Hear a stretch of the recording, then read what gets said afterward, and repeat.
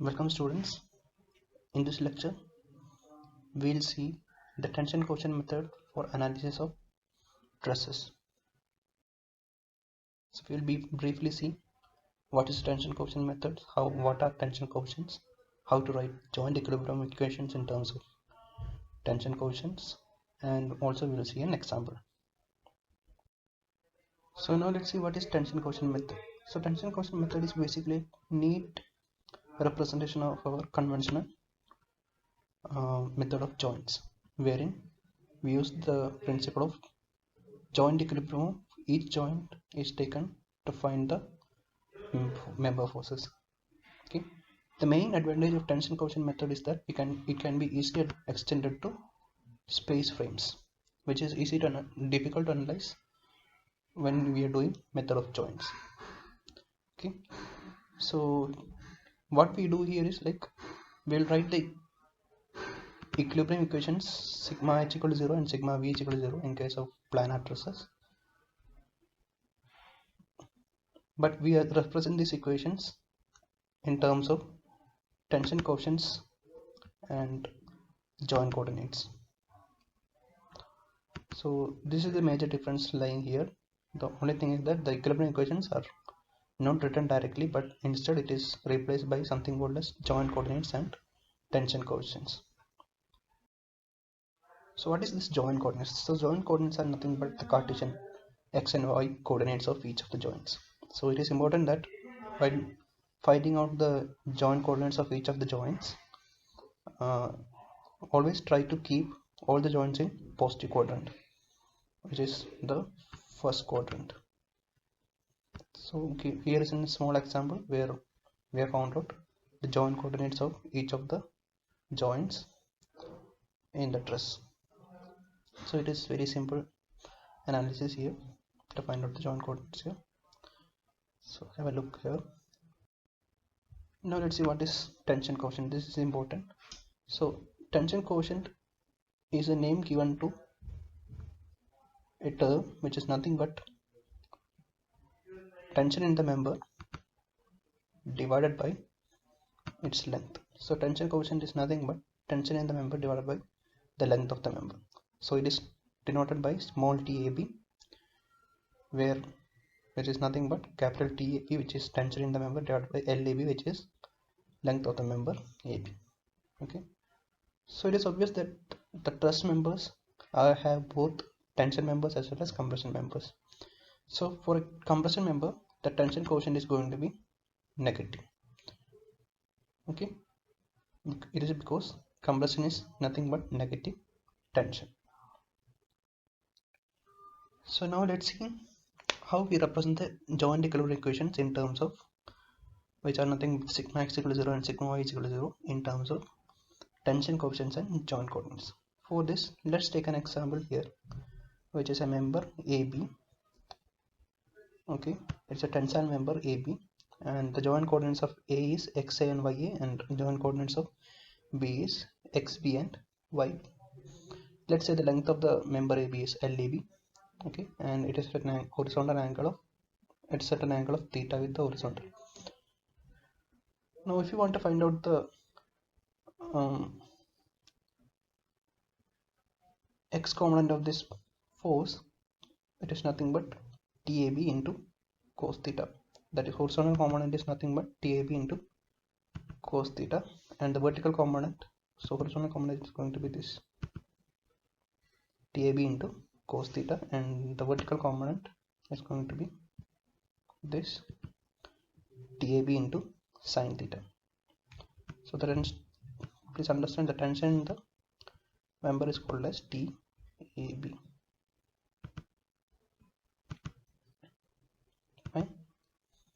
So now let's see what is cos theta from the joint equilibrium. Cos theta is nothing but x divided by length, horizontal adjacent divided by hypotenuse. So adjacent distance x is given by xb minus xc. So cos theta is going to be xb minus xc divided by LAB, and sin theta is nothing but opposite by hypotenuse. So opposite is y distance, which is yb minus ya. So sin theta is going to be yb minus ya by L. So if you substitute this cos theta and sin theta in the previous equation, horizontal component is nothing but TAB into cos theta. So cos theta is nothing but XB minus XA divided by L.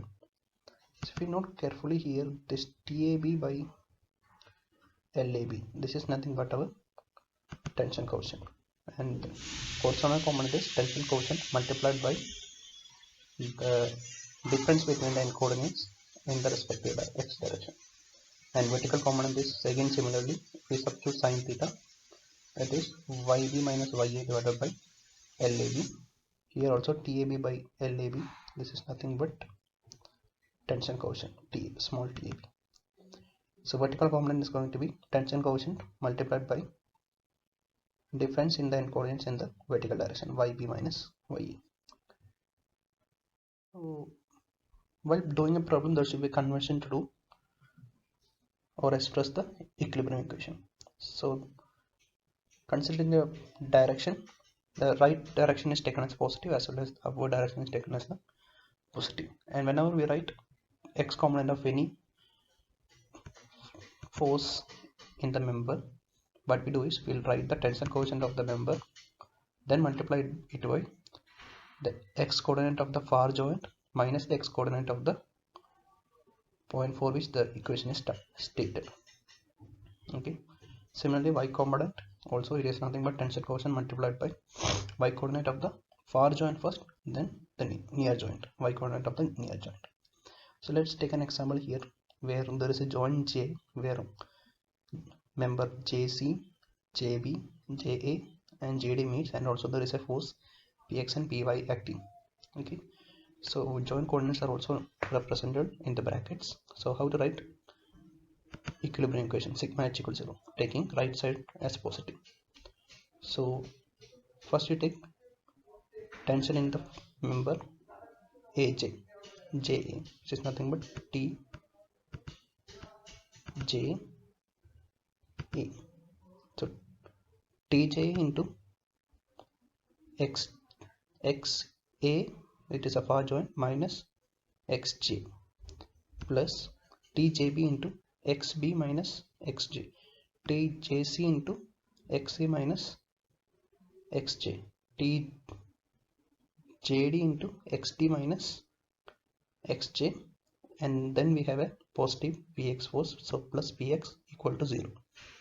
If we take sigma V equal to 0, taking the upward direction as positive, again we will have TJA into YA minus YJ, TJB into YB minus YJ, TJC into YC minus YJ, TJD into YD minus YJ, and there is a downward force Py, which means that we have to include minus Py equals 0. With that, let's see an example. We have a simple easy planar truss here. So the first thing you have to do is you have to find out the reactions and also mark the joint coordinates and find the length of each of the members. So it is a hinge here and a roller here, at F roller, and at A is a hinge. So let's find out the reactions. So horizontal reaction is going to be 30 to the left. Then in order to find the vertical reaction at F, you can take moment about O is equal to 0, so, or A is equal to 0, so you get 30 into 3 minus, 30 into 3 plus 60 into 3 plus 90 into 6 minus RF into 9 equal to 0, so you get reaction at F is equal to 90 and at A is equal to 60. Okay, also you can mark the joint coordinates. So it is important to note here how to get joint coordinates of D. Nothing is marked there, only thing is this is a similar triangle, smaller triangle, and the bigger triangles are similar. So the height of DE is going to be half of the height of BC, as the base is exactly double for each of the triangle. Okay, now let's start finding the member forces. So So in order to find out the member forces, the first result we'll get is actually tension coefficients in each of the member. Okay, so let's take the joint A and write the equilibrium equation. So there is only two members meeting and three reactions are there, so it will be easy for you to write the equilibrium equation. So if let's take sigma h equal to 0, horizontal equilibrium equation. So minus 30, then we have the TAB into far joints x is 3 minus near joints x is 0. Then we have TAC, so plus TAC into far joints x is 3 and near joints is 0. So 3 minus 0 should be equal to 0. So you get an equation of terms of TAB and TAC. Now taking sigma V is equal to 0, there is an upward force 60, so plus 60. Then TAB into 3 minus 0 plus TAC into 0 minus 0. From here you can get what is TAB value. So TAB is minus 20, and substituting in the previous equation you get TAC is equal to 30. Now the TAB is a tension coefficient which is negative, which means that the force in the member AB is going to be compressive, and its value is going to be value of tension coefficient multiplied by the length of AB. So length of AB was 4.24 multiplied by 60, it is going to be around 84.8. It is nothing but 60 root 2, and if you multiply TAC with the length of AC 3 meter, so 3 into 30, it is going to be 90. Move on to the second joint, joint B. So when you consider the joint B, there are three forces wherein this force in BA is already known. TAB is obviously equal to TBA. So first let's write the equation for sigma h equal to 0. So we have an horizontal force 30 positive in the positive direction, so write plus 30 into TBA into far end x 0 minus near end, it is 3, 0 minus 3 plus TBD into 6 minus 3 plus TBC into 3 minus 3. So from this equation you can find out what is TBD, because we already know TAP value and TBC is going to vanish. Okay, so you get the TBD value as minus 30, which again means that TBD is also a compressive element. Okay, so if you write sigma V is equal to 0 for the same joint B, it is going to be TBA into 0 minus 3, TBC into 0 minus 3, then TBD into 1.5 into 3. So substituting you can get the value of TBC as 35. So these TBD and TBC are tension coefficient values. If you want to get the member force, you have to multiply this with the corresponding length. So TBD's length is 3.35, so 3.35 multiplied by 30, it is going to be 102.62, and TBC multiplied by 35 multiplied by 3, it is going to be 105. So carry out the analysis for the remaining joints also. So if you substitute for joint C, we already know the value of TCA and TCB. The remaining two values can be found out, which is TCD and TCE. So it is going to be 102.62 and 180 again. Then you go for the joint D. In joint D, this and this value is already known. DDE is unknown, DF is unknown. So you substitute, write down the joint equilibrium equation, and you get as simultaneous equations in terms of TDE and TDF. You can get the tension coefficient value. Once you get the tension coefficient value, multiply it with the length, you can get the member forces. So whenever, please note, whenever there is a negative value of tension coefficient, it always means that the member is having compressive force. So with that you can all the member forces.